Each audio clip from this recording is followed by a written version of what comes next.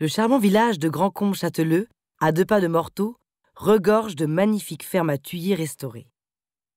Mais c'est à Nancré, près de Besançon, au musée de plein air des Maisons Comtoises, que nous entrons dans le vif du sujet avec Mathieu Sabarly, fin connaisseur de cette architecture astucieuse, parfaitement adaptée à un climat rude de moyenne montagne.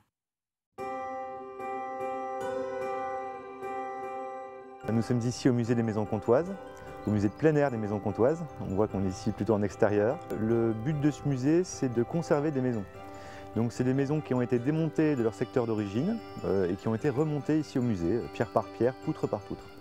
Et donc on va essayer de montrer la diversité de l'architecture franc-comtoise à travers ces maisons qu'on a sauvées de leur lieu d'origine et qui sont majoritairement 17e, 18e.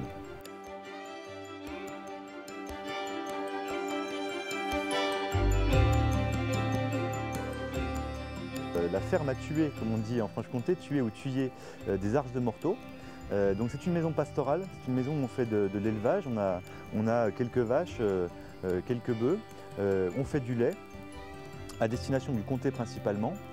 C'est aussi une ferme où on va faire de la polyculture un petit peu. Et c'est aussi une ferme donc à tuer, c'est-à-dire on va fumer les viandes. Le tuyer, c'est une pièce cheminée. Donc cette pièce a fonction de fumoir. Le but du jeu est que toute la fumée de la maison arrive dans cette pièce-là et que les morceaux de viande soient en permanence dans la fumée pour pouvoir être ensuite conservés.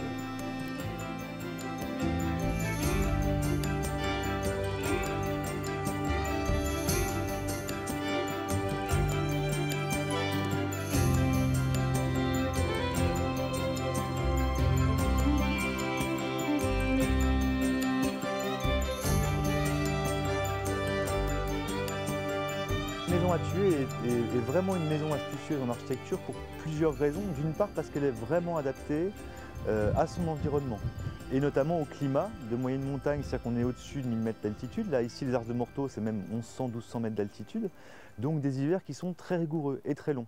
L'hiver ça peut durer presque 6 mois et on peut monter à 1 ou 2 mètres de neige avec des températures qui tombent très facilement à -15, -20. Donc cette maison-là, elle a vraiment l'obligation de s'adapter au climat. Alors du coup, ils ont trouvé plein d'astuces pour s'adapter à ce climat-là. Déjà, c'est le principe de ce qu'on appelle la maison bloc, c'est-à-dire que tout est regroupé sous la même toiture. L'activité, le grangeage, l'élevage, mais aussi l'habitation.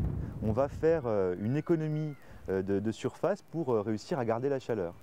À l'étage, on met le fourrage, ça nous fait une sorte de grosse couette, une grosse couverture. De chaque côté de la maison, on a ce qu'on appelle des zones tampons qui vont protéger des vents d'est glaciales, en Franche-Comté la bise, et puis du vent d'ouest, en mettant à l'ouest l'étable qui va faire de la chaleur, et puis à l'est les pièces de bise, par exemple l'atelier. Et donc on ne va pas directement vivre de chaque côté de cette maison. On va se préserver un petit cocon en fait qui est en plein milieu de la maison et plein sud.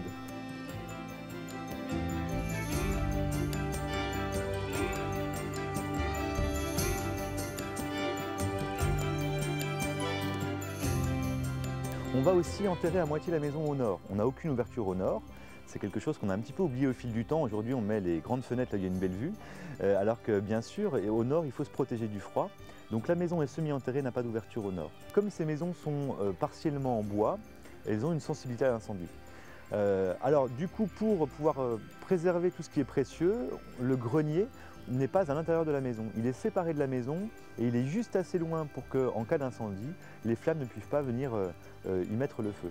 Donc dans ce grenier qui est séparé de la maison, qui est un grenier fort, alors il ne paye pas de mine parce qu'il est en bois, mais c'est vraiment un grenier fort, au sens coffre-fort. On va mettre tout ce qui est précieux, bien sûr avant tout le grain, c'est de là que vient le mot grenier, parce que la graine c'est la nourriture de l'année et c'est la semence de l'année suivante. Mais on va aussi mettre les clarines des vaches, l'agneau, les habits du dimanche, les papiers du notaire, toutes les choses qui peuvent être précieuses et qui vont être préservées en cas d'incendie.